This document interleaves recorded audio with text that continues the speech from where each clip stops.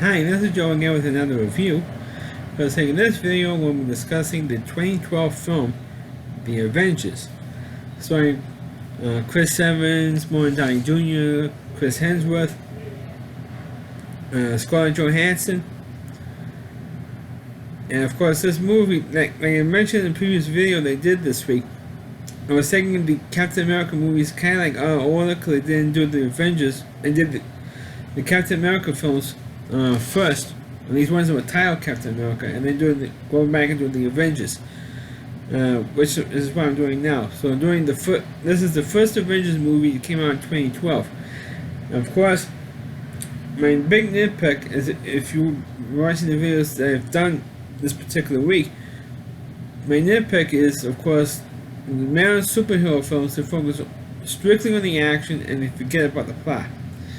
For the Avengers, there is a little bit of a plot in there, but but the last half hour and 45 minutes was strictly the action stuff, in which I don't mind a good action movie, but I also like to have my action movies that kind of have a plot in it, so you can understand why the characters have to take violent action in there.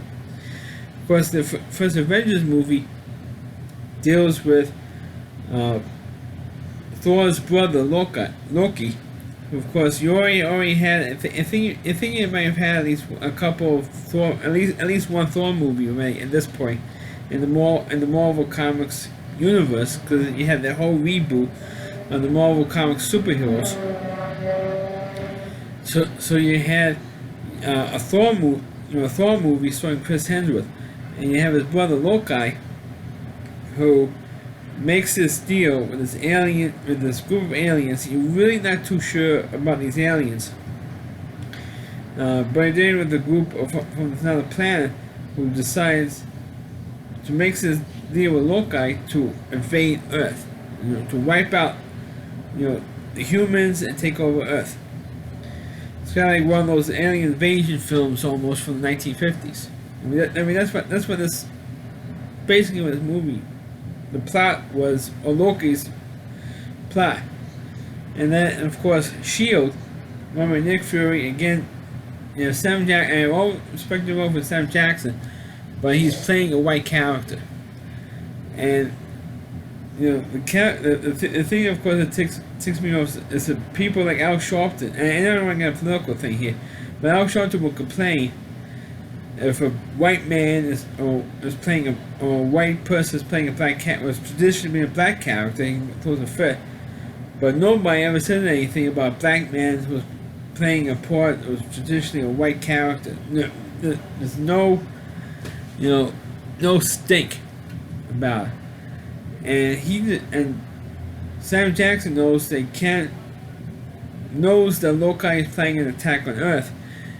And he doesn't know exactly what it is, but he knows that Loki is playing on something after Shield captures Loki.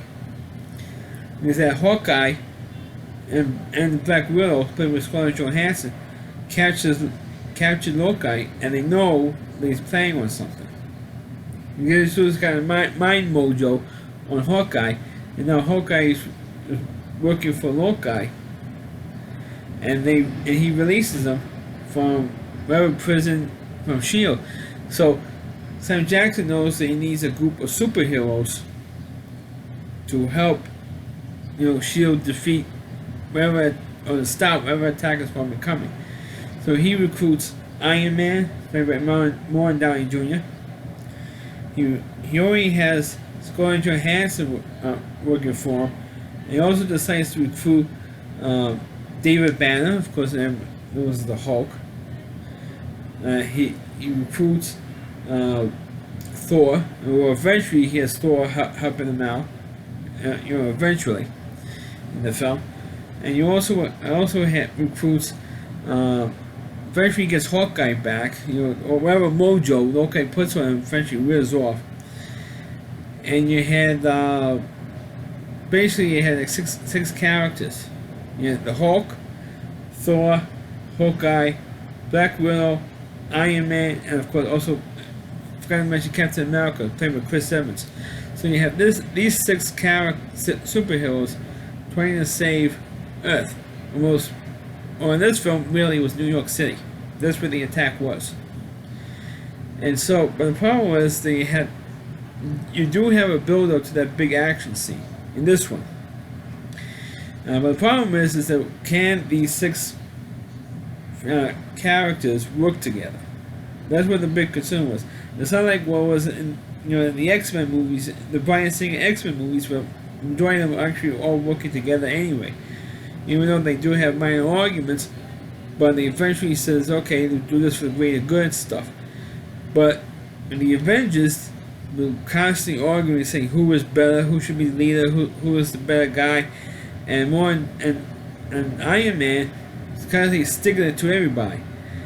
He's assaulting everybody, and everybody gets pissed off at him because he's such a jerk. And so you have all that stuff going on. You're the inner turmoil. I don't know if this was in the actual Avengers comic book series because I never really read the Avengers. I mostly read Spider-Man when I was a kid.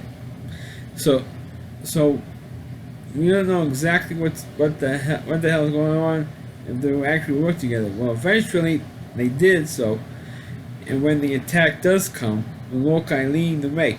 And at first it mostly was Thor fighting Loki, and then when he finally thinks he defeats him, then Thor helps out, helps everyone else out. And of course, David Banner turns into the Hulk, and first was uncontrollable, going after Black Widow, so Black Widow's trying to help control the Hulk.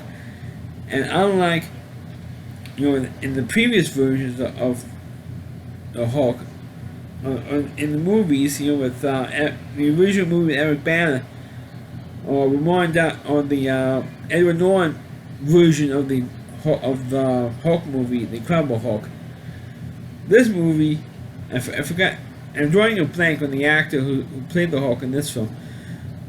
When he transforms from the Hulk back to David Banner, he was totally naked. I mean, it's like should have been the reverse, because that's one of the jokes of the Hulk character, not only from the original comic books in the 60s, but from the television shows, the cartoons, the 1960s cartoon, the 80s cartoons, and of course the cartoon that was in the 90s that was syndicated. The Hulk never busts out of his pants. When David Banner transforms into the Hulk, or Bruce Banner transforms into the Hulk, he never completely busts out of his pants. It was like the reverse. That he busts out of his pants when he transforms back into Bruce Banner, which is kind of a inversion of that. But he does transform back to Bruce Banner, and then of course when the big battle scene happens, when these and you don't know who the hell these aliens even were. I mean they did mention what race they were, these aliens, but it was like, why would they take? It was like, where's the motivation of attacking Earth? Usually in storylines like this, you have some type of motivation as to why they were attacking Earth. You had nothing. You had no why the hell are they, except that Loki recruited them to take over Earth. Other than that, there's no real there's no real motivation of these people, or these aliens, in taking Earth. Other than Loki recruiting them, there's no real motivation in that. So it was really like pointless, really. And like, why are they taking Earth for? I mean, they had no real reason to, in my opinion, except for the leader of this alien race hating humans. I mean, other than that, there's no real motivation there. There's nothing. At least in movies like War of the Worlds or Independence Day or Earth versus the Flying Saucers, except for Independence Day, the other two movies I mentioned were made back in the 1950s. At least they had some kind of motivation there attacking Earth. These guys, there's nothing there. So that's my major nitpick. And I mean, at least there was a plot there in the first Avengers movie. At least there was a plot there, so So at least there's a plot that is a little bit better superhero comic book movie than the ones we've been seeing lately, because this one has a plot. A little bit more of a plot than some of the Captain America films, but not very much, in my opinion. Because the whole thing is all the conflicts between these 6 superheroes. And then constantly fighting with each other and stuff. And, I mean, after a while, it gets annoying. It gets annoying. Because you don't really... It's not like in the cartoon series, in the earlier cartoon series, like in the 60s, when you have like the Fantastic Four or the X-Men movies, and we do have conflicts, but eventually they say, hey, let's cool it and fight, the villain of the week type thing. This thing, they're always concentrating on the conflicts, and that's my problem with this movie. But like I said earlier, at least this movie has reasonable plot, in my opinion. But I always wish that these comic book movies, at least the most recent ones, will focus more on the plot instead of these over-the-top CGI enhanced effect, fight scenes. I always like the Sam Raimi Spider-Man films because they have a plot. They have a legit build-up to the action sequences. I have, let's say, 5 minutes of plot and 2 hours of straight action. This movie does have way too much action, not enough focusing on the plot of the film. Because like I said already a couple of times, where's the motivation of these aliens attacking Earth? Other than being recruited by Loki to take over Earth. Other than that, where's the rest of the motivation of these aliens? Or what's the motivation of recruiting 6 superheroes? I mean they do go into that, because when Nick Fury confronts the people who are really running S.H.I.E.L.D. or supporting S.H.I.E.L.D., says, why do we need these guys for? These are rogue people, these are rogue elements. Why do we need them to defend Earth? And for Nick Fury says, because it's the right thing to do. Because we need people of these types to fight these guys. Because we don't have the power or the abilities that these guys have to go after, threats like this. It's a pretty reasonable answer. But, they should focus on more scenes like that than give us action, more action.